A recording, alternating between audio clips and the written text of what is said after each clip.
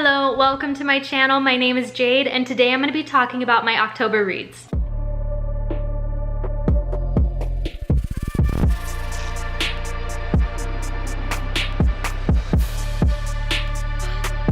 In October, I read 11 books. I was just like a reading machine in October. I had so many horror books that I wanted to get through, so I was just reading nonstop.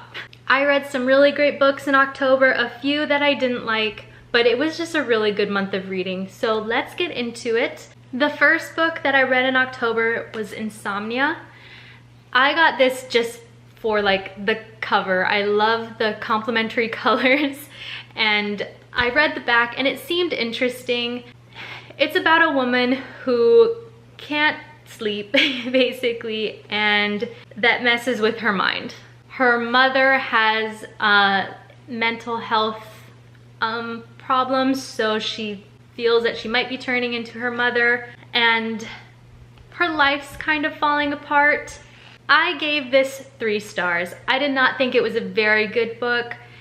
I wanted to find out what was happening. I was like interested, but I didn't really enjoy the story a ton. Like all of like the marriage stuff, I didn't really like. Our character was a little bit, I don't know, I just didn't really like her a whole lot. It wasn't scary and didn't really have like a really good plot twist. We kind of just know what's happening. So it wasn't awful. I gave it 3 stars because it kept my attention, but I would not necessarily like recommend to get this book if you want like a scary, eerie kind of book. I was just kind of like, it was whatever. The second book I read, I would also not recommend. I had a rough start in October. Like, once we get past these few books, I read Nothing But Blackened Teeth, and I got this for the cover because if you look at the cover, it looks really spooky. We're following a group of friends that are going to this mansion for like a wedding gift to 2 of them that are getting married. They're gonna spend the weekend at this really cool mansion. It's haunted by this bride that has no eyes and blackened teeth, and stuff happens like you would assume, like, you know, a haunted house story would go. But since it's a short story, it just all happens so fast.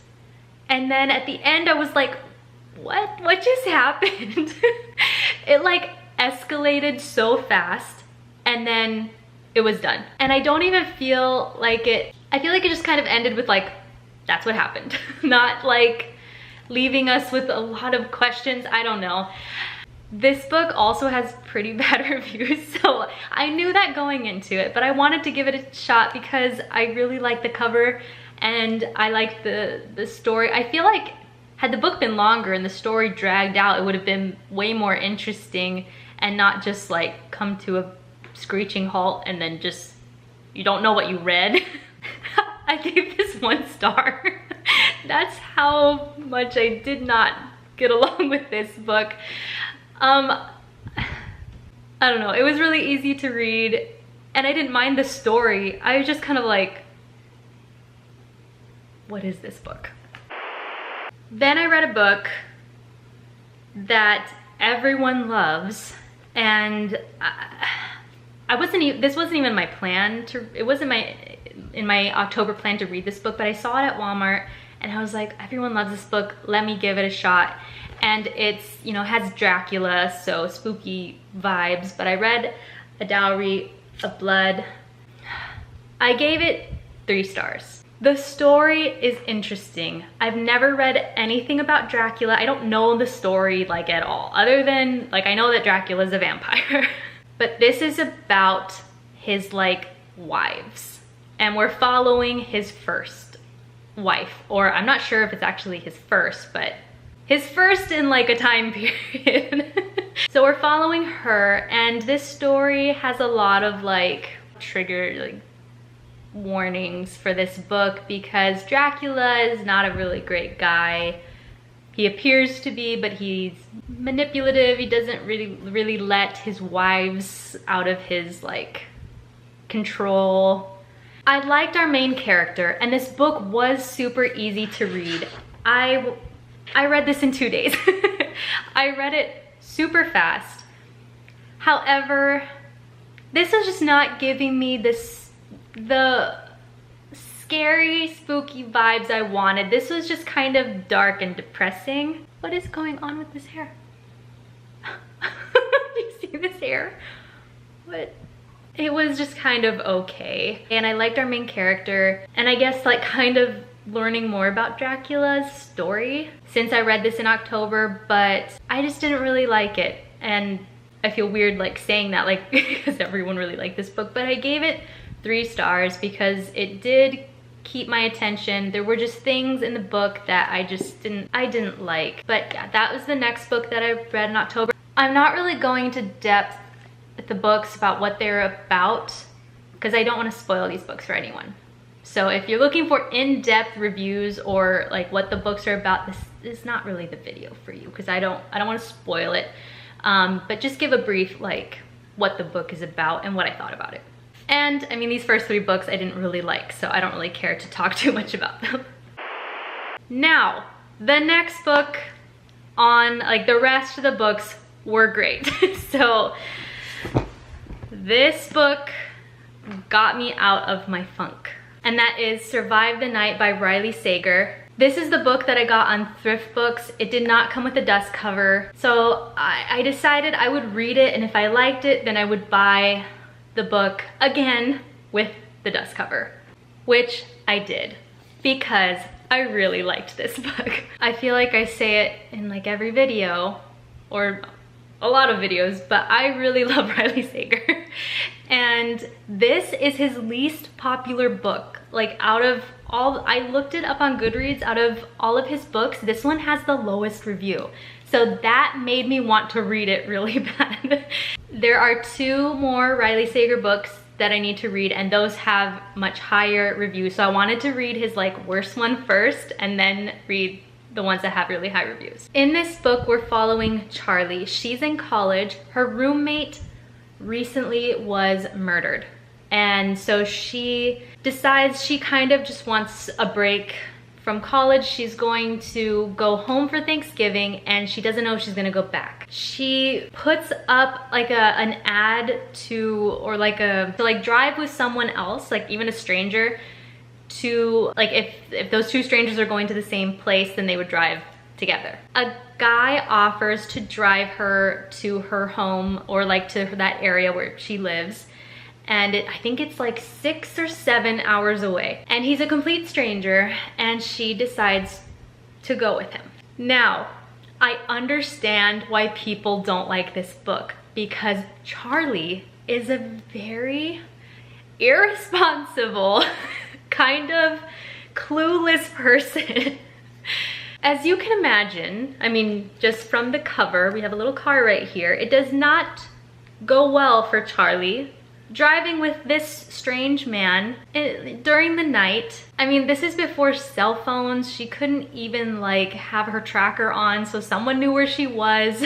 So, I mean, who decides to drive with this stranger after your best friend was murdered? But something I realized with this book is that not every protagonist needs to be like perfect or wise, or like there can be protagonists that make bad decisions, and I'm reading a book right now, the protagonist is so annoying and like we dislike her so much, and that was this character. We just want her to like think a little bit.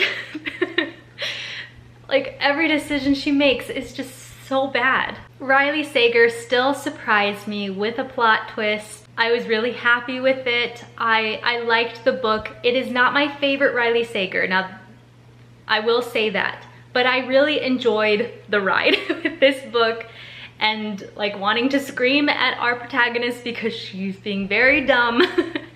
And I gave it 5 stars. I don't think there's a Riley Sager book I haven't given 5 stars to. And I love the cover. I had to have this with the dust jacket because all of my Riley Sagers need to like match. But yeah, so she gets in the car and stuff happens and she can't get in contact with people who is this man that she's driving with? So I still think it's worth reading, even though on Goodreads it does not have, it has 3.5 stars, which for Riley Sager is low, but I still enjoyed it. I also read this one very fast. It was a good book, and this started the trend for all the other books to be good.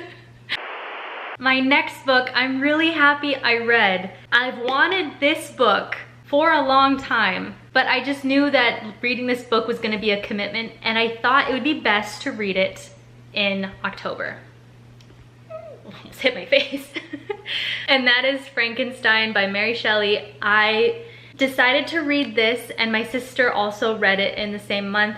I did listen to this because I knew that the English was gonna be kind of difficult with this book, and I also knew that it was not going to be the book takes a while to get into because I think it's like for the first 100 pages, you're not even like learning about Dr. Frankenstein and stuff like yet. Like the first 100 pages, you're reading letters of a sailor. So it took a while to kind of get into the story. And I just knew I wanted to have something to like listen to. Now I started this audiobook with a narrator that had a very strong like British accent, and he was a little bit older, and it was hard for me to like, I don't know, a lot with his accent and the old English, it was difficult to even listen to. I felt like I had to like really focus, so I switched narrators to an American narrator who's a little bit younger, and I could focus so much better. Now, I'm trying not to glare. Prior to this book, I really didn't know anything about Frankenstein. Like I know Frankenstein made a monster and it doesn't go well. That's like all I know. I will say this story was not what I expected at all. I really didn't know anything about the story, so I really don't want to say anything because I'm glad it wasn't spoiled for me. And I feel like it's weird that I don't know the story because like everyone knows about Frankenstein, but I never read it and I never knew the story. It was not what I thought. That's what I'll say. This book was not what I thought. I enjoyed it a lot. It was a slower book. I mean, this is a classic, and it's not like a thriller or a horror where everything kind of happens fast. I gave it 4 stars. A 5-star book for me is a book I wouldn't change anything about it. And there are things that I would have changed about this, like the start of the book and stuff. So I gave it 4 stars. I enjoyed it. I'm glad to get another classic under my belt because I do want to read classics along with contemporary books. So I enjoyed it. And just look at the cover. It's so cool. It's such a pretty cover. And I know they have Dracula in this version as well, but it's like red and yellow and blue, I think. This one's cooler. So that was the next book that I read. The next book that I read is also a classic. It's a modern classic. I read The Day of the Triffids. This cover is so cool too. The different covers of this book, like they're all cool. This is a really cool story, but it is also an older book, so it's not the easiest to read, I will say. I read this digitally. I got pretty far digitally. This is a post-apocalyptic story where these plants, the Triffids, are kind of taking over the world, I guess. This is set in the future. There were these plants that started to appear that were deadly. They would sting people and kill them. They uproot themselves and walk around. Our main character, Bill, had an experience with these plants when he was a kid. When he grew up, he became like an expert with these plants. However, he had an incident with a plant where some of the like venom got into his eyes. So he had to go to the doctor, and he was like bandaged up and couldn't see for a few days. During that time, a comet appears in the sky and everyone looks at this comet. Everyone who looked at the comet is now blind. We follow him. He's waking up in the hospital, doesn't know what's going on, but like no one's around. And then he starts to realize that there are other patients in the hospital and they can't see. And it is pretty eerie. Like, he's walking the streets, he hears people wailing, like no one can see. And then he meets a man in a bar and he explains like what's going on. So like a lot of post-apocalyptic movies and books, it goes from, you know, man versus the zombies, or in this case the plants, to like man fighting each other, or like fighting over land. But the plants are still a factor because they are deadly. It was a really interesting book. I really liked it. I liked learning about the Triffids a lot. And the story was good. There was a part of the book, I mean, I guess I don't know what chapters, but there was a portion of the book that I was like, this is kind of dragging. I want something to like happen. But basically, you know, people are trying to figure out what to do. How are they going to survive in this world now that, you know, the majority of the world is blind? There are few that can see. I don't want to say much more about it, but it was a good book. After a while of reading it digitally, I decided to listen to the rest of it. It was really good to listen to. I found that I was able to like focus a little bit better listening to it, kind of like Frankenstein. I mean, this is again, there's like old English in this as well. But yeah, I really liked the story. I thought it was really cool that like it's not zombies, they're plants, and then, you know, bad people, religious groups. Some of the blind people are like turning into like slaves and stuff. It's really interesting, kind of like how everything happens after an event like that. But yeah, that was the next book that I read, and recommend this book. I gave this 4 stars. Again, this could have been a 5 had it been a little bit faster, or like some of like, I feel like with these books, there will just be really long conversations and you're just kind of like, okay, it needs to move faster, at least for me. So I like fast-paced books, but that's why it's not a 5, but the story itself was interesting. We're gonna kind of keep with the post-apocalyptic kind of vibe. I read And Then I Woke Up. I liked this book a lot. This is a very different book. In this book, it's like post-apocalyptic, but everything is in people's heads. Everything is like, it's all in the mind. So you have people that are infected, and it's called a narrative.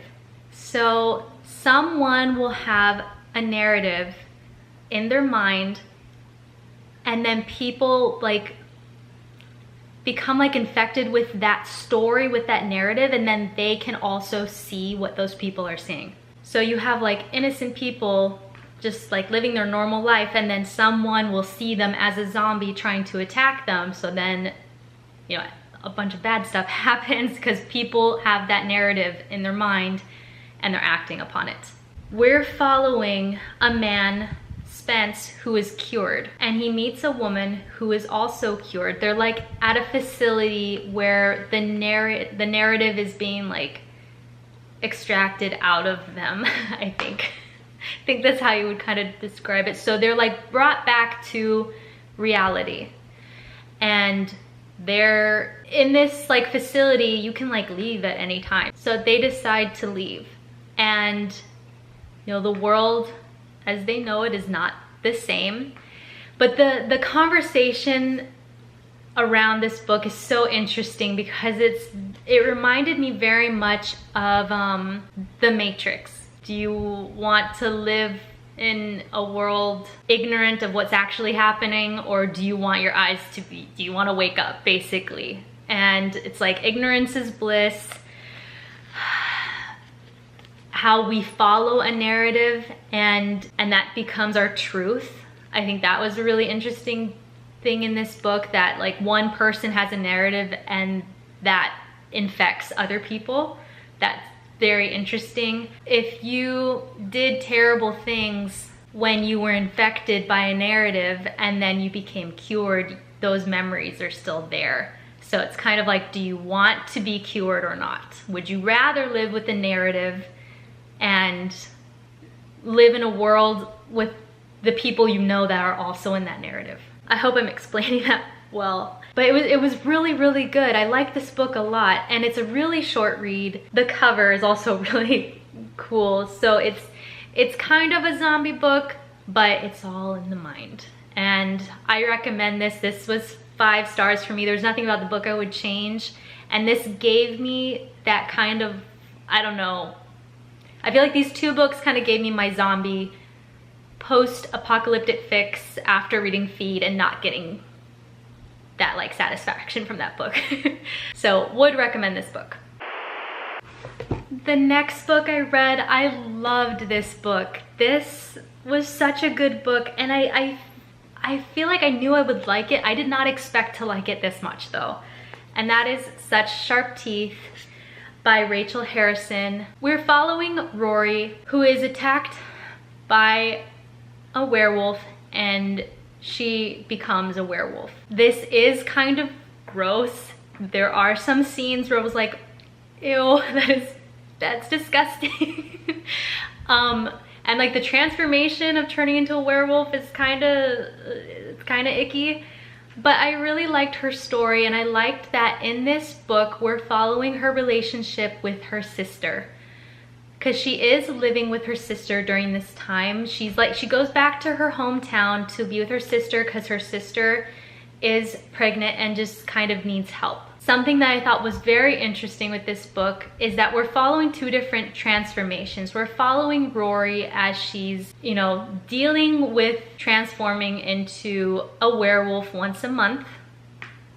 And then we're following her sister, who is pregnant and is having a tough pregnancy, which I also thought was an interesting conversation. I saw a review from a YouTuber that was kind of saying that like, why did the sister have to be pregnant? It was not like detrimental to the story or whatever. And I just thought I really liked the sister complex, and that her sister was pregnant, because her sister goes through what I think a lot of women probably go through with pregnancy.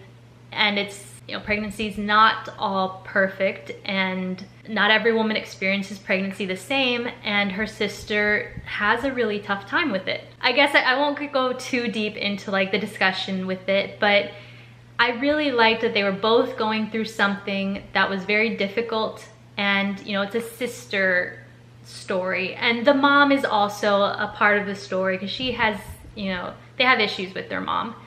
But I thought it was really good. It's an interesting book because it is kind of gross and gory, but it also is, I don't know if this is the right word, but kind of cute in the same way. Like there is a love story. You know, I think just the whole sister thing I just really liked. So this book I would recommend. I liked it a lot. There were also things in the book I was not expecting. I was like, oh, that caught me by surprise. So I understand why everyone loved this book. And yeah, I just thought it was really good. I gave it 5 stars. That's how much I liked it. It was the kind of book that I finished and I was like, aw, that was a really good story. Like it was heartwarming, which is funny because it's like a werewolf book. The next book I read, I enjoyed a lot, but very different vibes with this book. Sorry if you hear a dog barking. I listened to Scythe. I really liked the narrator, so I really got along with this book. There are many times where I cannot listen to a book because I can't stand the narrator's voice. Yeah, the narrator was just really good. He didn't like change his voice too much for like a female. When he was reading, he didn't like make his voice super high pitched, which I can't stand when male narrators do that, or when female narrators like lower their voice to sound like a man. It's just like, just stick with your voice. in Scythe, we're following Citra and Rowan. So this is technically a dystopian book, but I saw somewhere that it said this is really a utopia because this is in the future. Everything has been cured. There are no diseases. Food has been genetically modified. Like everything is perfect basically. Everyone can get jobs. There's like no crime basically. There's like hardly any crime. Even death has been conquered because they can like heal you if you die. And if you're wounded, there's like stuff inside your body that will release opioids so that you like don't feel pain. You heal fast, like just it's like a perfect world. But the fact that it's so perfect is like really eerie. Death has been conquered. People can even change their age. Like once you reach a certain age, you can, I forget what it's called, but you can like reverse your age and go back to being 20. And I think in this book they might say that like they're trying to change that so you can go back to being like a teenager, like you can reverse your age. However, people still have to die because of overpopulation. So because people don't die from natural causes, there are scythes that are trained in the art of killing. And they have a quota. They have a certain amount of people that they have to kill, and it's all based on data. Like you're higher on the like list of people to be killed by a scythe because of your like life choices. It's all in the system, like who they're supposed to kill. So we have a scythe that takes 2 apprentices under his wing to train to become scythes. One of them will become a scythe at the end of this. And I guess a perk of becoming a scythe is that your family has immunity. So they'll never be gleaned, that's what they call it. But this job is, you know, it's a pretty tough job to have because, you know, the scythe will go to like a high school and will glean a high school student. And I think what's really eerie is that they'll have like discussions with the people before they glean them. And, you know, that person is begging not to be gleaned. That's what makes it really dark. There are scythes that are honorable about their job. They glean people with honor, like Faraday, who is the scythe that is training both of these people. And then there are scythes that we learn about in the book that they don't want to have a limit on the amount of people that they can glean. They take pleasure in their job, a little too much pleasure. So that's kind of a theme within all the books of like the scythe that are, you know, doing their job and doing it well and honoring the people that they glean. And then you have the scythes that just want to glean a lot. This book is pretty eerie. I liked it though. It was an interesting story, but this is definitely not like a feel-good kind of book. But I really like Citra and Rowan and Faraday. I really like following their story. I gave it 4 stars. It was a really interesting read, but it is dark. I saved my 2 Darcy Coates books for last. The first Darcy Coates book that I read was The CARROW Haunt. I love this book. It was so good. I saw the cover and thought the cover looked really cool. It looks kind of spooky. Let's give it a try. It was also like really inexpensive.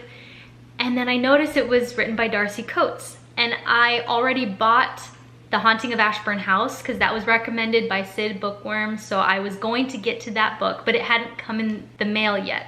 So I read this digitally and then had to buy the physical copy because I liked it so much. In this book, we're following Remy.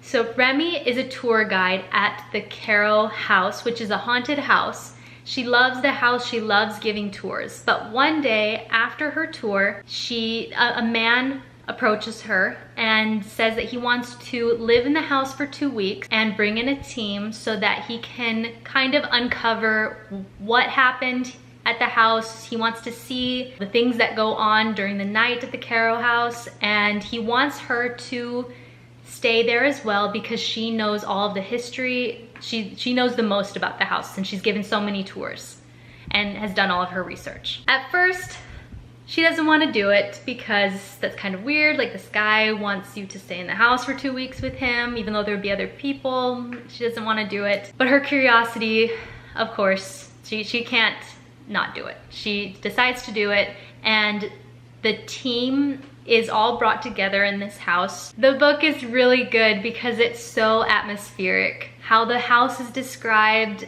the rooms, you feel like you're there in the haunted house with these people. Now, this is not scary. It was not a scary book. It was also not gross. It was very atmospheric. Things happen in the house. It was really good. I think for my first Darcy Coates, it was a really good one to start with. Now, I gave it 4 stars. You would think how I'm describing, or like how excited I am about the book, that I would have given it 5. However, the end is why I did not give it 5 stars. Now, I'm going to spoil the book right here. So skip ahead like 30 seconds if you don't want this book spoiled. The end ends too happy. I don't like that the end ends on such a happy note. Like, if you read this book, sorry, this is a spoiler, but everyone survives. And everything is all happy at the end. It would have been so much more interesting if people actually died off. That's why I gave it a 4 instead of a 5. I think that the ending should not have been so happy. If you're looking for a good haunted house book that isn't scary and has really good like description of the house, I recommend this book. The last book on my October reads is The Haunting of Ashburn House by Darcy Coates. This one is really, really good. I will say this one is better than the CARROW haunt. Bitter? Did I say bitter? This one is better than the CARROW haunt, but they're just very, very different. In this book, we're following Adrienne. Adrienne inherits a house from her aunt who recently passed. Something happened at this house when she was little that she can't quite remember, but it was something that always stuck with her that was kind of scary, and her mother kind of like fled the house when she was little. This house is kind of isolated from the town, and she doesn't really have friends. She has a cat.